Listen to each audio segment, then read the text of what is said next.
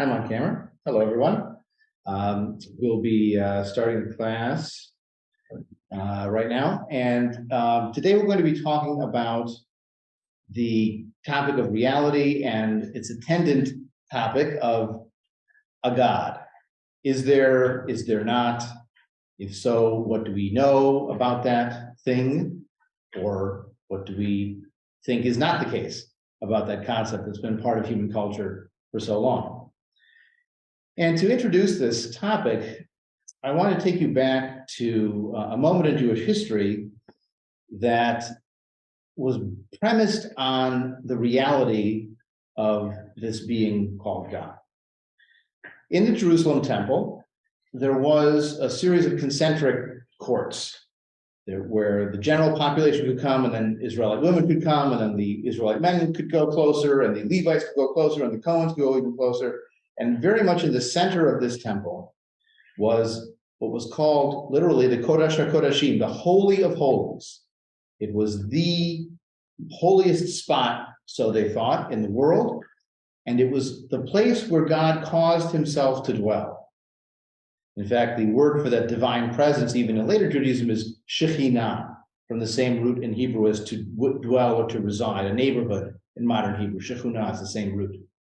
So this was the place where God lived. In fact, it was called the Beit El, the house of God.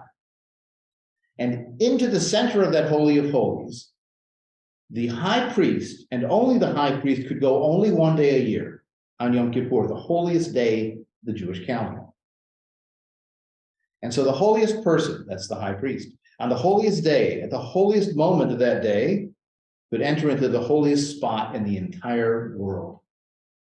And in that Holy of Holies would be found the Ark. Think of the Ark of the Covenant from Indiana Jones. Well, that's the Ark that they were imagining were there. And it was covered by a parochet, a curtain. Because, of course, you can't see God and live. We know this from stories in the Bible. Even Moses is told, you can't see my face and live. And so God covers Moses with his hand, and Moses sees God's back as God flies by. Of course, there are other passages that say Moses did see God face to face, but that's, the multiplicity of biblical voices. They don't always agree on even what God is or what people can do with it. So into this Holy of Holies would go the high priests with an incense container that would be producing a cloud of smoke, so that there would be a double safeguard. You have the curtain, the parochet, between you and the holy seat, and you'd have this cloud of incense smoke to make sure that you did not accidentally catch a glimpse of the Hebrew God. Now, whenever I would read this account of the high priest going in and seeing that curtain there with the smoke to cover it, I would remind myself of one of the best rationalist movies of all time, The Wizard of Oz. Because what's the Wizard of Oz have to say about that scenario? Pay no attention to that man behind the curtain. In other words, there is a man behind the curtain. This is a human creation, and we are allowed to look behind that curtain. The Wizard of Oz is a wonderful example of debunking the magic and supernatural, where the Wizard of Oz is thought to have all these magical powers when it turns out it's just devices and a projecting device. And what does he do to provide the rewards to the lion and the tin man of courage? He gives them a diploma to show that he's smart. He gives them a medal to prove that he's brave. These are all tangible things. These are not magic properties that he's conveying to them. So as much as there is magic with the witches and so on in the movie, there is this sense of, can we focus on reality and not just the magic and spiritual? Can we look behind the curtain and see what else is there? Now, fast forward almost 60 years in cinematic history, and you come to another movie that asks a key question about reality. It's a movie called The Matrix. Now, in The Matrix, the premise is that all of humanity has become like batteries for machines to run the world. But the machines need the people to buy in to this role. And so they create this illusion, this virtual reality that's called the Matrix. And everybody thinks the Matrix is real. They eat food, they go to jobs. But sometimes some people have a suspicion that the story they've been told is not all true. But the premise of this is that if you're sitting in a vat of fluid and someone is feeding your brain the proper stimulations, how do you know that reality is actually there? I mean, I'm touching this table here, so I think, but maybe I just think I'm touching this table. Maybe this is just the sensation going to my brain, and someone is poking the right part of my brain at the right time for me to feel like I'm touching a table, or breathing air, or smelling a smell. Who's to say we're not just a brain in a jar with somebody poking us? Well, that's the premise of a lot of philosophical experiments, but also the matrix itself in the cinematic world. It's an example of extreme empirical skepticism, saying that human perception is a limited means of ascertaining what's out there in the real world, because we can be fooled. David Hume gives a very simple example. He says, if you take your finger and you push it into your eye, the world seems kind of doubled. Now, is the world really doubled? No. That's just your perception of it. In fact, with my glasses off, the world looks really fuzzy. My guess is the world didn't actually become fuzzy. It's my limited perception of the world. And so the question is, how can we know what's real out there if our perceptions are so limited and can be fooled? Can we even know there is a reality out there at all? And some extreme empirical skeptics, like George Berkeley in the English tradition, posit that there really is no way to know for sure there is a physical reality out there only using human senses, unless you believe in a God, because God perceives everything. See, Berkeley is sort of raising the question, if a tree falls in the forest and nobody's there to hear it, does it make a sound? His point would be there's no way to know it makes a sound, but God's perceiving everything, and therefore you can trust it makes a sound. Well, we tend to agree, whether we're secular or religious, that there is a physical reality out there. Most of us don't think we're a brain in a jar. And the question is, what is that reality? How do we decide what is reality and what is not? And are we able to accept reality even if it doesn't match what we want it to be? Well, last week we talked about how we find out the truth, how we decide if something is true or not, accurate or not. And we discussed the problem that sometimes what we discover to be true based on reason and science and experimentation is not flattering to us. We are not the center of the universe. The sun's in the middle and we go around it, instead of the old model of the earth being the center of the universe. We are part of the animal kingdom. We are not radically separate from the animal kingdom. We have atavistic desires and impulses. We have an unconscious that sometimes determines what we do. We have childhood trauma that may affect who we are and how we behave, not our purely rational mind making purely rational decisions. Well, that's part of reality. And in the Matrix, they talk about a red pill and a blue pill. When the hero of the story is sat down and he's given the opportunity, do you want to find out the reality of your life? Do you want to escape the Matrix? You have two choices. If you take the blue pill, you'll go back to sleep and you'll wake up and you'll just live in this imagined reality. Or you take the red pill and you'll find out what reality really is. And in the movie, to give away a little bit, he takes the red pill and he realizes that he's a human battery in a vat of fluid, and reality really stinks compared to the reality of the Matrix, but it's real. It's not being fed an illusion. And sometimes you'll get people in the atheist and humanist world who talk about taking the red pill of secularism, taking the red pill of realizing that this is all there is, the natural world, and there isn't a personality running everything. There's a marvelous spoken word piece. You can find a 15-minute version or a full hour version by Julia Sweeney, formerly of Saturday Night Live, and it's called Letting Go of God. And she describes in this experience how she met some missionaries from the Church of Jesus Christ of Latter-day Saints, aka the Mormons, and they began preaching to her about what their message was. And she said, that sounds ridiculous, that this guy found these golden tablets in the woods and all. And then she said, well, I was raised Catholic and we were told to believe pretty ridiculous things too about a virgin giving birth and the transubstantiation and all. So she went back to church and started going to Bible study. And then that ruined her because she's reading all these stories in the Bible that were totally absurd. At one point, this bush doesn't give Jesus berries, so he curses the bush. Like, he said, what is this? What is this character here? And then there's a moment a very poignant moment in the latter part of the spoken word piece, where she's sitting in her backyard one day, and all of a sudden she has this realization that she no longer believes that there's a God that's running everything. And for a moment, she has a panic. What's holding up the world? If the world is just floating out there in space, there's nobody like with their hands under it, just making sure it's safe. And if this is all there is, then when Adolf Hitler died, he just died. He got to just die. He didn't go to hell. He's not burning forever for all those terrible things. And my brother, who had that terrible throat cancer and suffered for years before he died, he's gone. And there's no reward, and I'm not going to see him again. It's sort of like taking that red pill. It's dealing with the reality that is sometimes terrifying and sometimes disillusioning and sometimes really challenging, but it's reality. And there's a dignity to accept what is and to face the reality as best we can determine it.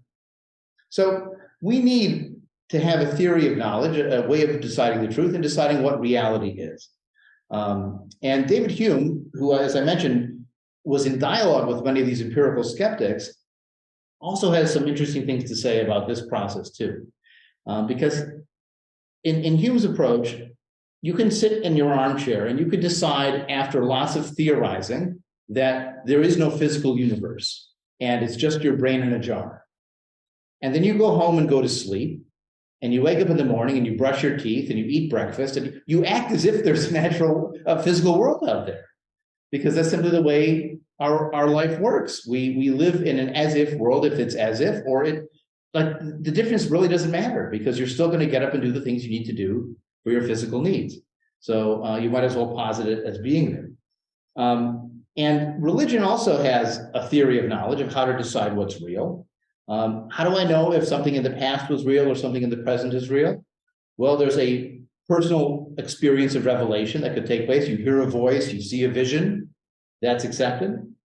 Or sometimes you have an authority that says, I had a vision, I heard a voice, and you take on their authority what they claim to have been a revealing of the ultimate truth. And often there's a sense in the religious world that there is a surface meaning to things and there's a spiritual meaning to things. And only the simplistic people look at the surface meaning, but the deep gurus, the wise men, the shamans, they can see the inner truths, the spiritual realities to be found in the text or in the experience or in the visioning or in the vision quest or however else they have their experience. So the idea of getting beyond the surface to the spiritual, whether personally or through an authority who gives you their sense of what happened and what reality truly is. There's also the concept of testimony. If you read a Bible, that's an example of testimony to a reality of a God that rewards the righteous and punishes the wicked, that parts the Red Sea, that writes a Torah, that gives his only son to be sacrificed for one sin. I mean, these are written claims. Islam as well has written claims. So if you accept testimony for the reality of miracles or of a God who intervenes in the world and is a personality, then that is a religious source for deciding reality. Testimony, authorized, canonized testimony. And you'll also find some religious thinkers who use a kind of logic to prove there's a God. So I'll give you a couple examples of this logic. One of them was very popular maybe 25 years ago. There was a book that came out called The Bible Codes. And the idea was that if you skip the same number of letters in the Hebrew Bible at certain points, you could spell out messages of things that were going to happen centuries after the Bible was put together. So Yitzhak Rabin will be murdered. If you skip every 36 letters in the book of Isaiah, then you come up with a message like that. And the only way that's possible, said the author, is through some kind of supernatural intelligence or even divine planning. Now, mathematicians studied this and realized you could do the same thing with a phone book or with any other long enough source where you'll find meaningful patterns if you skip enough letters with a long enough volume. And they also found that this particular scholar wasn't searching for Michael Drosnin is a liar or other examples of things that would disprove his theory. He was looking for things and he found the ones that were. So it's sort of a self-fulfilling kind of prophecy. But there are people out there who would see things like that and say, aha, this proves that this is true, that this traditional source is true, and that this was in fact revealed by a God. You even have an argument I got into online once, the fact that the Bible describes a certain number of species that fit into this category, and it matches what science says, and actually it doesn't, but you have to do some research to prove that it doesn't. And so if you just take on surface the argument that the Torah knew long before medical science and biological science that this was the case, well, you have to argue back in the same vocabulary. There's an organization called Aish HaTorah that does a lot of this kind of argument from evidence that's picking and choosing. Or the other example from logic you'll often hear is sometimes called the watchmaker theory. The idea is, if I were walking on the beach and I found a watch that were perfectly made, it could not have happened by accident. There's no combination of wind and sand and seashells and tides. It's going to produce a watch with all the intricate details involved. And so if there's a watch, there must have been a watchmaker that made it happen. And so by extrapolation, if the world works as well as it does, or the human body works as well as it does, there must have been some kind of watchmaker or body maker or designer to make this possible. This is where the concept of intelligent design gets that phrasing in the arguments over evolution. So that is a kind of logic. It's not based on testimony, revelation, or personal divine experience. It's looking at the world and trying to evaluate the evidence and deducing from that that there's a God. Of course, there are some weaknesses in that argument, and Hume does a wonderful job of pointing them out. If you want to argue from design, well, first of all, a watch often goes through many versions, right? You design the first version, and the second version, and the third version. Well, which version of the world are we? Do we know? Are we world 1.0 or 2.0 or 3.2? Secondly, most things that are built, imagine a ship, for example, have experts that work in different departments. You know, one person works on the rigging, and one person works on the hull, and one person works on the instruments, and one person works on the steering mechanism. There's not one person doing everything. So, I mean, even the designers are drawing on designs from other people. So why would you assume that if the world shows evidence of design that there's one designer? See, that puts you back in the world of polytheism. That doesn't prove that there's one God. That just proves that there's something outside of the world doing it, but you're not solving the dilemma to prove there's one God that matches Christianity or Judaism or a revealed religion. And the third argument Hume makes, and this lets you know why his dialogues in natural religion were published after his death. He has the chutzpah to point out that the world doesn't actually work that well. You know, there are things that go wrong and things that are painful and things that are not just. And so maybe this world was the work of some, a baby God that was just trying it out and didn't really know what it was doing so well. Or maybe it was the work of a really old God that was sort of past his prime and a little senile, and then he died, and then it just kept running on without him there anymore. Again, you can see why he waited till he was gone to let that out and see the light of day. But the point is that the arguments from design, these arguments based on logic, don't get you to religion. And they also raise their own kind of questions that may be less likely than simply positing a natural process for how things came to be. So when we look at the question of reality, we sometimes will make a distinction between what exists as a concept and what is real and tangible, what has measurable effects in the world. So a unicorn exists as a concept. If I say unicorn, you know what I'm talking about, even if there's never ever been a unicorn in the world, or a griffin or a dragon or those kind of things. And one might say the same about some of the traditional concepts of angels or a God. They could be concepts that exist, but they don't necessarily have a tangible reality in the world, where the Grand Canyon or this computer has a tangible reality. I can feel, I can see, I can touch, I can see evidence of it that will be left behind. Even subatomic particles leave evidence behind them so that we can know they're there. That's how we know they're there, is by the evidence they produce, the effects in the world. Where a supernatural being or cause may leave effects in the world in theory, but it's undetectable unless you have the supernatural means to find it. It's sort of like saying that there are green men on the moon that are undetectable by any instruments that we have. Well, how am I supposed to prove that? Or disprove that, right? You set up the conditions that it's impossible to know. So our focus when it comes to questions of what's real and is there or not a God is we want to focus on what we can know, what we can perceive, and what we can't know. And sometimes the answer of I don't know is the correct answer. In fact, I know that I don't know is true. If we go back to what physics tells us about the origins of the universe, that at some point there was a Big Bang, and that we know a few seconds before the Big Bang what might have happened. And before that point, you could say God, or you could say, I don't know. And I don't know is a true answer. In fact, I know that I don't know. You're guessing God, but I know that I don't know. And I can live with I don't know. That's the more important thing. If we focus on what we can know, what we can do, there's so much since the Big Bang that we can discover that it's much more worth our time to spend our time on that. You know, our goal is to create knowledge that can be discussed and debated and apply to everyone. As we talked about last time, that's why reason and the scientific method at least give us a common ground to debate and discuss. We accept what facts are. We can debate what they mean and how they came to be and what the causation is, and we can devise experiments to test that, and we can repeat them and they'll have the same results. So we can have some confidence in our statements. But if we're based on intuition and personal experience or revelation of an authority, well, you know, I mean, what are the odds that the religion you were raised in is the one true religion and everyone else is wrong? It's amazingly coincidence, you know. It's how lucky are you that you happen to be raised in the right one?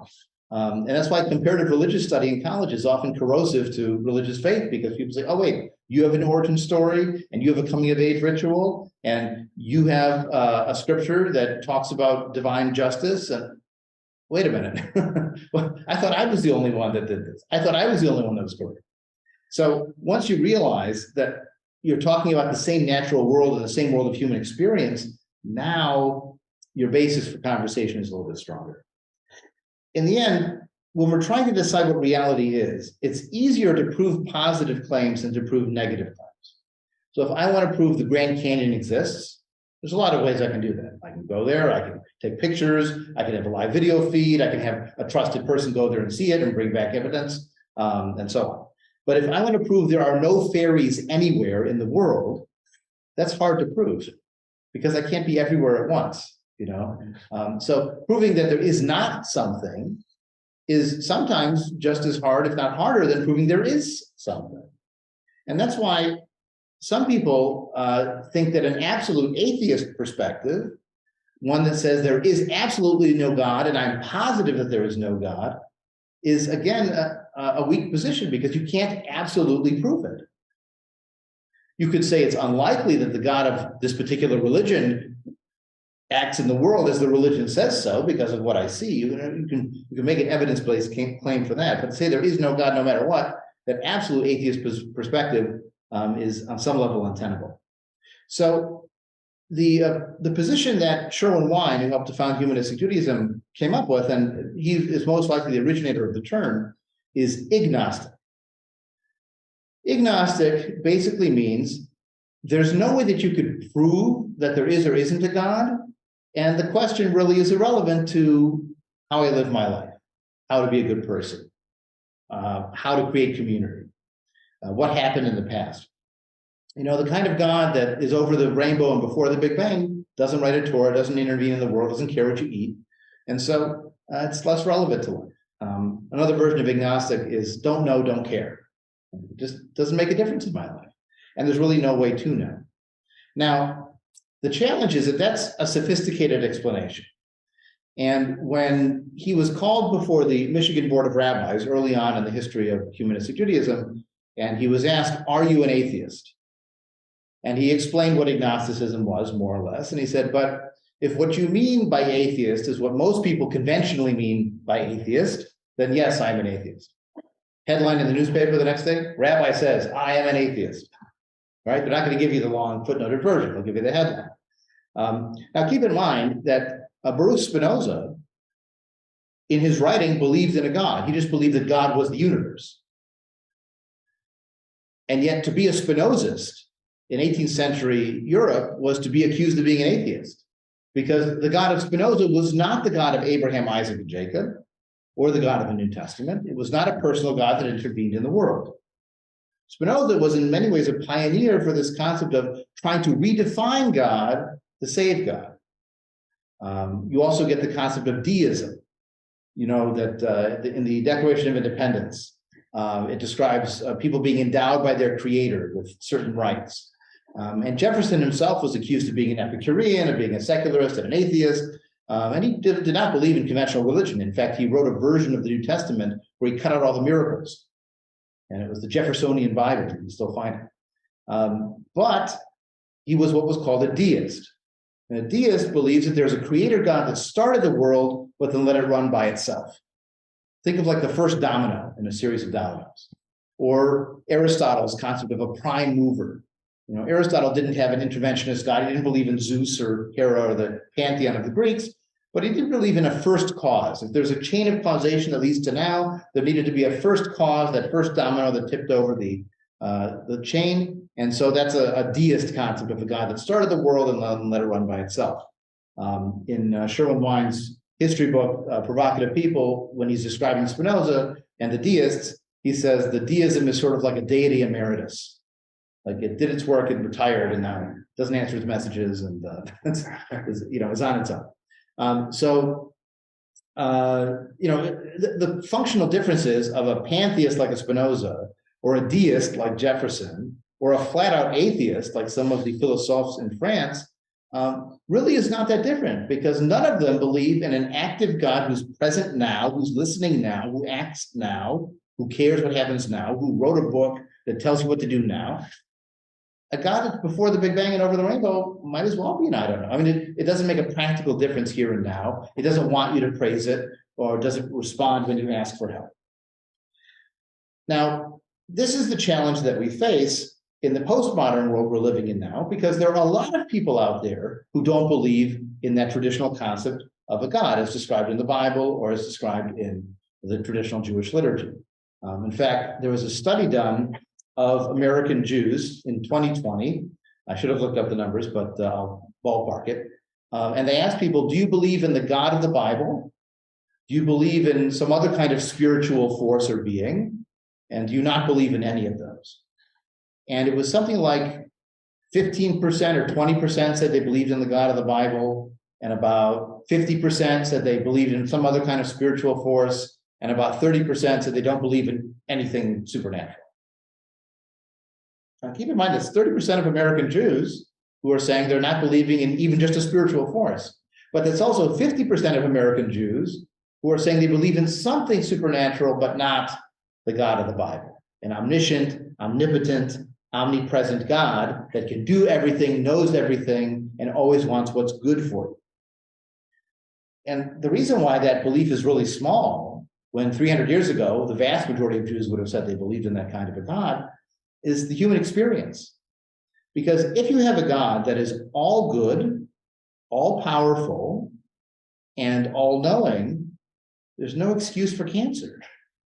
There's no excuse for childhood, trauma and disease, child sexual abuse. I mean, or earthquakes. If God can do everything, then it can stop those occurrences. So it might work to have 2 out of the 3. If God is all-knowing and all good, but not all-powerful, then he wants to help, and he knows what's going to happen, but he can't do everything. There's a space for free will or accident or the fates or something.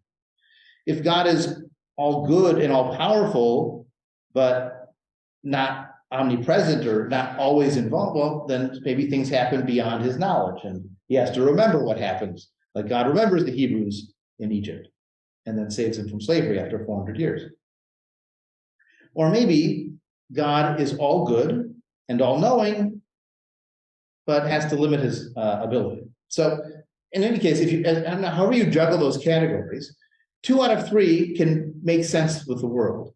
But all 3 of all-knowing, all good, and all-powerful, and all in our interest, interested now, well, that is unfortunately not the world that we experience. Reality runs without our interest or our benefit in mind. Look at Jewish history. You don't have to have a Holocaust to have doubts about the divine management of the universe, but that is a very strong argument.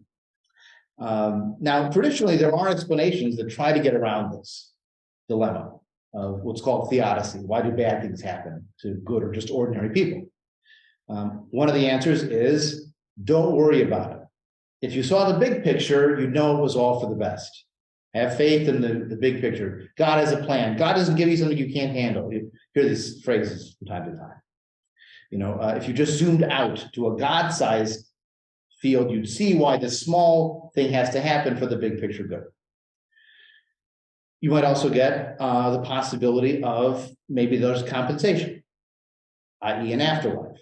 So maybe you move up in the chain of karma, or there's a resurrection at the end of days for the righteous, or there's a heaven and a reward in the afterlife to make up for the suffering you're facing now. And in fact, if you're suffering now, you're burning off your sins in advance, so you get to go into heaven faster. So you've actually been chosen for rewards by getting this punishment. Now, there's also the concept of divine justice. If you're suffering, you must have done something wrong. A loving parent doesn't punish you for no reason. They punish you because they love you, so that you learn what not to do. And so if your skirts are too short or your sleeves are too high and you're showing too much collarbone, well, obviously God punishes you for that kind of thing, and you have to be more modest and more restricted. This is the response of many of the ultra-Orthodox communities in New York and in Israel who have added layers to their women, believing that their immodesty is one of the reasons that, in fact, the Holocaust and other kind of Jewish disasters have taken place. They've even gone so far, just to give you a question about reality and truth, to re-Photoshop touch some of the pictures of the founding rabbis' wives so they have longer sleeves.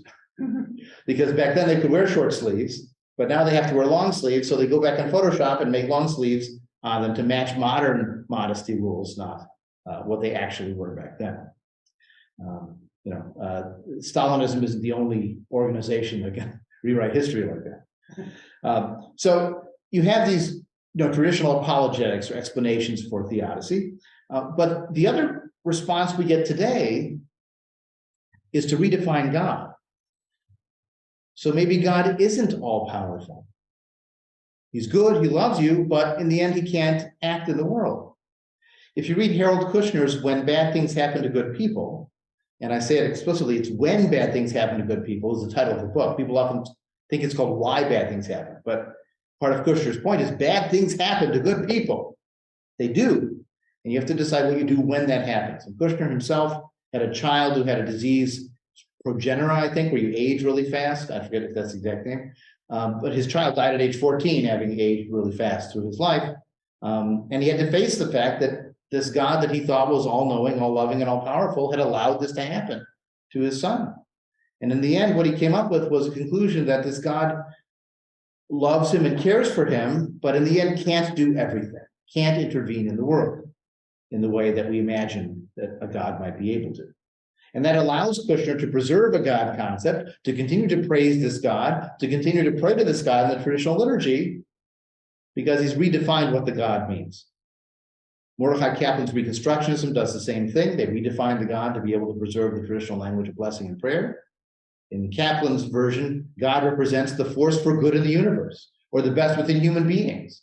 And so we're still saying you, we're still saying king, we're still saying all the other vocabulary to that God, but it's representing the highest in us, or the highest in the universe, the intangibles.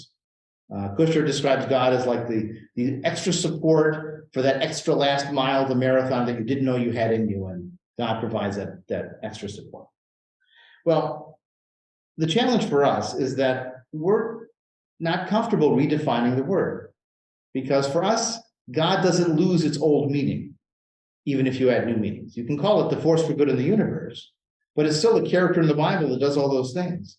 It's still the image described in the literal meaning of the words in the prayer book of a king who rules and judges and punishes and chooses a favorite people. So if we're not comfortable with that concept, then maybe we need other vocabulary. Some people will argue, well, God is a metaphor. And so my response to that is some metaphors work and some metaphors don't. If I wrote a poem today and I said that my wife is my master and I am her love slave, let her kidnap me from Africa and chain me in the hold of a ship, Let her beat me with whips and brand me with her mark. Is that a metaphor that would really fly today in poetry? Probably not, because of its historical associations. And so for those who are more secularly or humanistically inclined, the God metaphor just doesn't work anymore. We need other metaphors. We might talk about the light in the world that inspires us, the light in people that motivates us, the power of love. And we don't have to call love God, we can call love love, and that works just fine. So if we don't see a reality of the kind of God described in the traditional sources out there, then we don't want to pray to that, and we don't want to praise that. We can read the stories about it, just like we read stories about Zeus, and don't imagine there's a Zeus either. But if we're going to deal with the reality as best we know it to be, then sometimes tradition has to change, and we have to adapt that language that fits more with our values and our sense of reality. So in terms of the styles of theology that might fit with a humanistic Judaism, certainly there are members of our communities who are atheists, who are convinced there's nothing out there. There are plenty who are agnostic, who just don't know and are willing to live with it, I don't know. We do have some deists who believe there might have been a God from before something, but there's nothing there now that's listening. We do even have some people who believe that there may be some aura or some kind of force out there, but not a personality, not a conscious being that needs to be praised and prayed to. There are plenty who are agnostic. And I'll be honest, whenever anybody asks me, I say I'm a humanist, because I have positive beliefs. I don't define myself by what I don't believe. I define myself by what I do believe. I do believe in the power of people to be in charge of their lives. I believe in the power of humans to improve the world, to care for each other, to self-actualize. There's a lot of positive beliefs there. I'd rather define myself by that than by what I don't know or about what I can't know. And so then the last question we have to grapple with is, let's say this is our view of reality, the natural world, no personal God intervening in the world.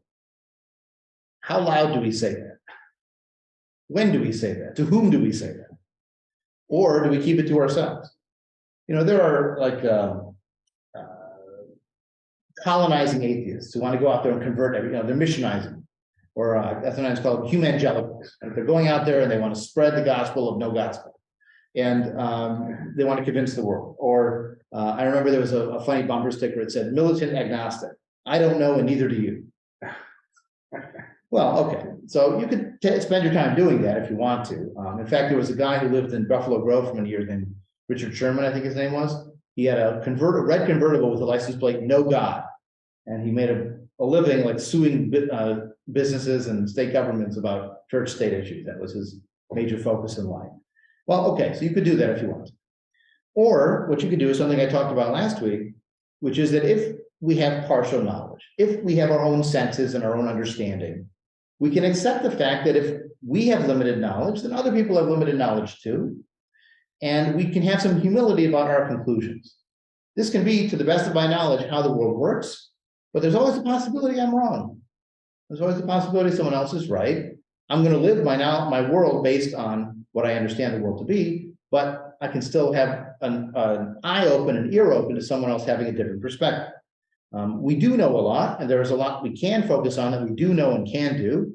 Too much of religion is about what you can't know and can't do. And our approach is much more affirmative, that we can know and can do things in the world, even without a God. In fact, we know it's tangibly going to make a difference if we do it, but we're open to the possibility of other things being true too.